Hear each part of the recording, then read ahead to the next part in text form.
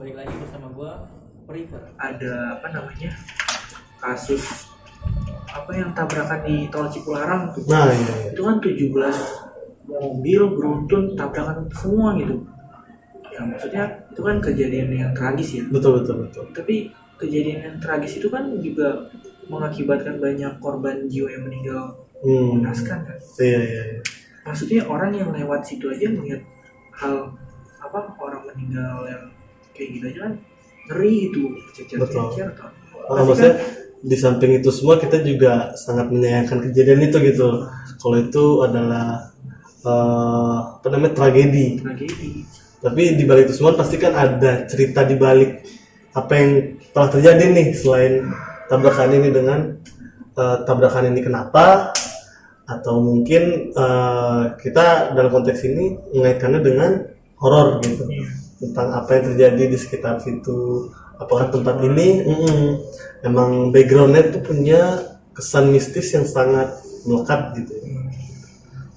Dan banyak sih, maksudnya gue tuh juga sempet dengar, maksudnya untuk tol Cipularang sendiri ini gue pun udah lumayan akrab di masa-masa kita SMP mungkin. Iya sering ya berita kayak gitu ya, entah dari radio gue denger, entah dari mulut ke mulut.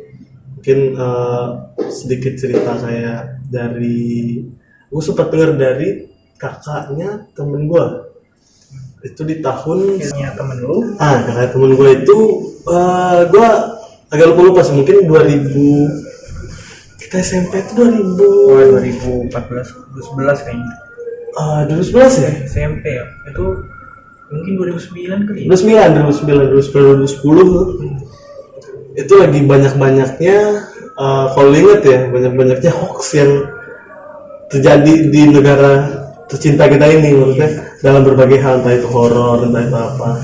Kebetulan gue tuh emang tertarik di segi horornya. Dari saat itu banyak pemberitaan kayak tentang gimana sih cerita tol Cipularang ini bisa banyak makan korban dengan dikaitkan dengan hal mistis. Nah saat itu gue inget banget kalau gimana tempat temen gue. Mungkin jaraknya beda blok gitu dari rumah gue. Lagi iseng satu hari, gimana sih anak sekolah gitu, baru balik ke sekolah, ya dibanding balik rumah dulu terus izin keluar buat main kan, ya bandel-bandel anak sekolah gitu kan, cabut aja masuk ke rumah temen gue. Itu emang pengen main aja gitu tempat dia. Padahal saat itu emang ada kakaknya, dia tuh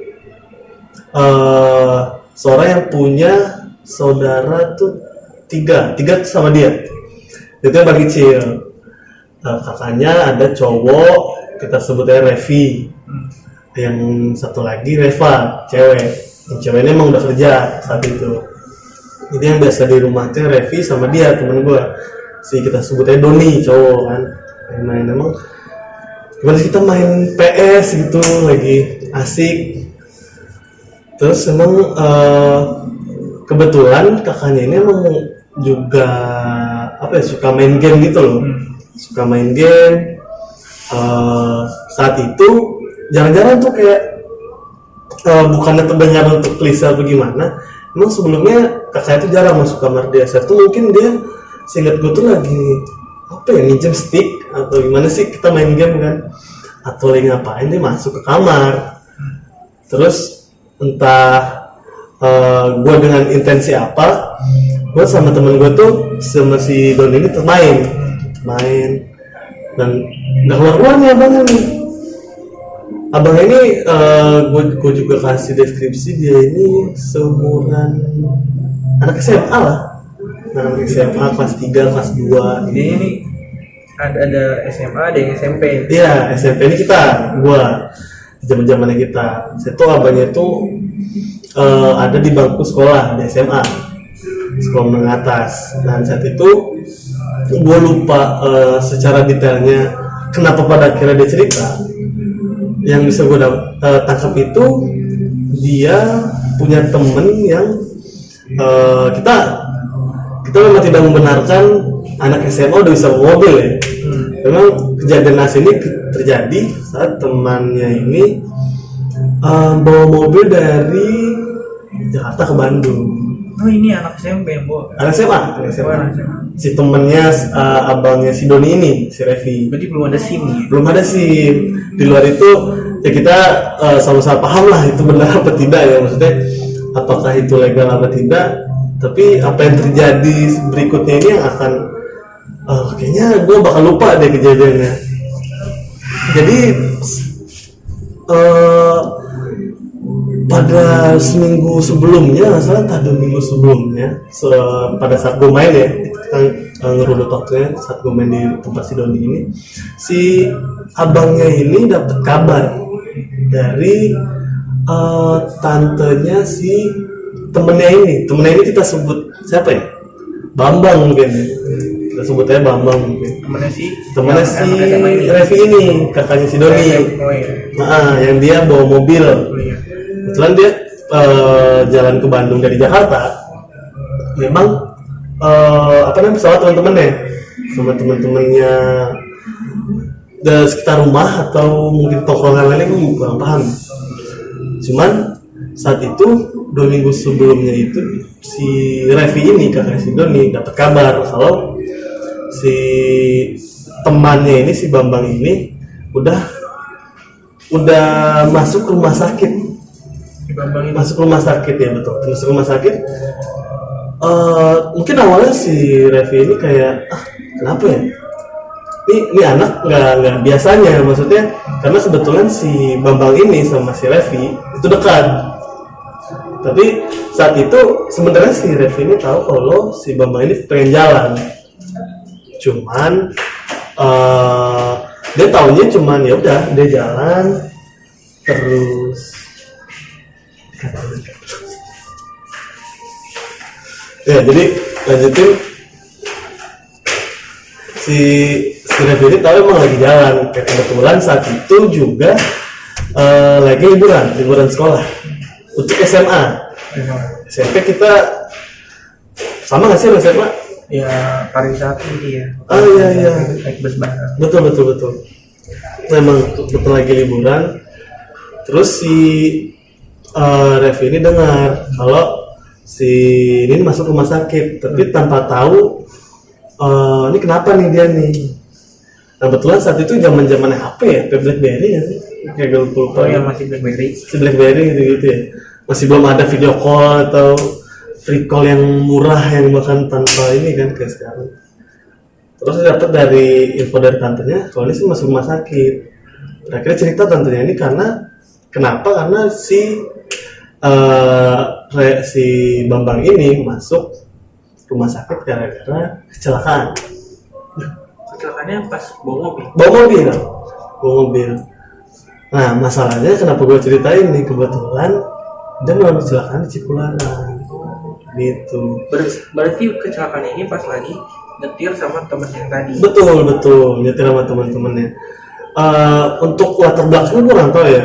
Mungkin bisa dia mikir kayak dia mungkin ngantuk atau misalnya dalam keadaan mabuk. Gue nggak bisa, entah gue lupa dan nama gimana. Cuman yang pada akhirnya kita tahu saat itu rumah sakit yang ditempati sama si Bambang ini ada di Bandung karena dekatnya ke arah Bandung. Jadi dirawat di sana. Tentu si Revi ini kan nggak expect, maksudnya panik gitu mendengar kabar kayak gitu. Terus gimana nih? Itu Nyawanya bisa diselamatin apa enggak? oh berarti luka ringan apa luka? Lumayan parah sebenarnya, lumayan parah. Karena Yang lukanya lumayan parah si Bambang ini. jadi dia tuh ada 4 orang. Si Bambang ini 4 orang ke arah Bandung.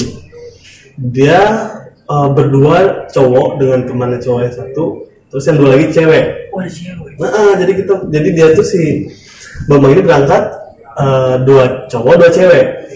Itu salahnya dan malangnya sebenarnya suatu keajaiban si Bambang ini bisa selamat karena ada teman lainnya tuh Serius? yes bro Meninggal? ya Yang cewek? satu cewek 1 cowok. Jadi Gara-gara? kecelakaan dia yang bawa itu adalah si Bambang. Makanya dengan berangkat dari yang saudara lu tuh si Revi ini. Saudara temen gua, Saudara temen. abangnya temen gua si Si temen gua si Joni, temen gua Doni punya ikut. abang. Doni nggak ikut. Jadi si Bambang ini dia pergi dengan teman dia yang lain gitu. Oh iya. Kayak gue punya temen nih, Temannya temen dari abang dekat. gitu ya. Nah dia punya temen lagi, nah dia jalan sama temennya gitu. Si Revi ini kaget dengernya kan, shock ya. Hah, kenapa nih? Dia nggak, mungkin dia baru ya, maksudnya baru ngalamin yang kayak gitu, terus dia dengar temennya kecelakaan dan orang yang dibawa sama temennya itu meninggal 2. Karena 2 ini luka berat. Keberatan apa? Kayak lu gimana sih, lu bisa bayangin kayak orang Jadi ini posisinya kecelakaan Bambang bawa mobil. mobil, Terus yang luka apa? Tangan, kaki. yang luka itu Apa sehingga itu bagian dalam, jadi kayak selain luka fisik di luar, kayak ya banyak lah, dari sujud pala keluar darah, kayak dari tangan yang terbentur. Gue sih juga kurang enak ini secara detail ya, tapi tabrakannya gimana ceritanya? Tabrakannya tuh nabrak. nah tabrakan ini sebenarnya tabrakan yang dalam tanda kutip lumrah di tol Cipularang itu. Maksudnya pada akhirnya secara apa ya, secara investigasi yang dilakukan polisi itu ya tabrakan terjadi karena adanya kurang waspada dari si pengemudi. Kita kan tahu seperti itu, maksudnya ya kita tahu dalam media mungkin ya yang diberitain secara investigasi kayak gitu. Cuman banyak yang mengaitkan ke arah mistis ini. Dan kebetulan saat itu temen yang satu lagi yang cewek itu yang selamat ini itu kan dirawat di rumah sakit yang sama. Kebetulan sebelum si Bambang ini sadar dari, let's say bisa kita sebut koma mungkin ya, itu si ceweknya ini duluan yang sadar, si Mbak A lah. Si Mbak A ini sadar duluan sebelum si Bambang ini sadar. Dapatlah cerita katanya pada KM,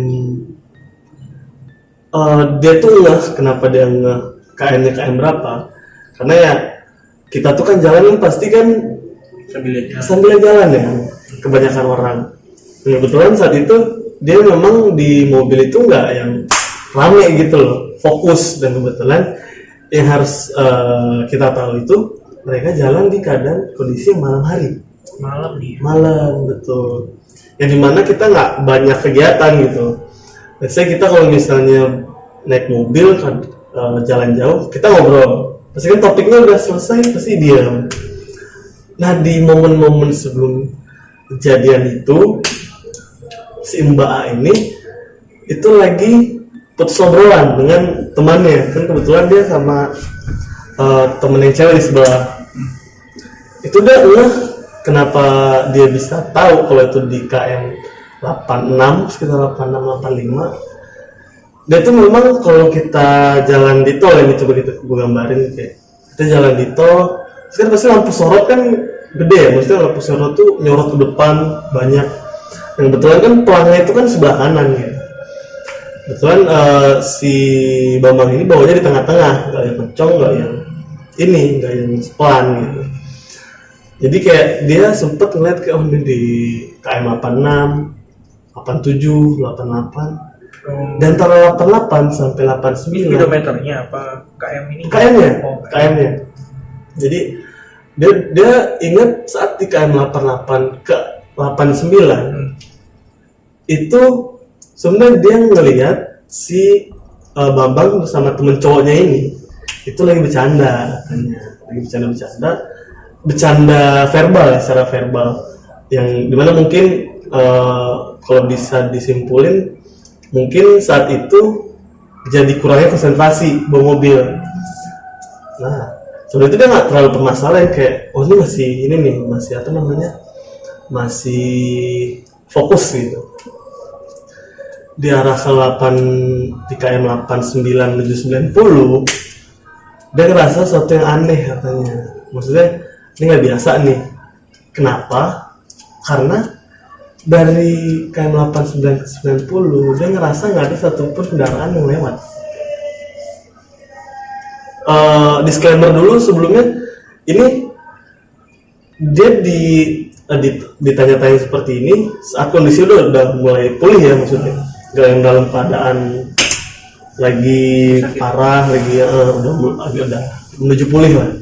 Jadi dia coba menceritakan apa yang terjadi kayak, oh di 8990 ini dia ngerasain itu kayak kosong yang tadinya karena malam ya mungkin ya, itu memang kan dikit, kalau malam kan kayak 1-2 makin lama tuh kayak makin kosong jalan, kok nggak ada mobil bahkan dari arah yang sama ataupun sebaliknya.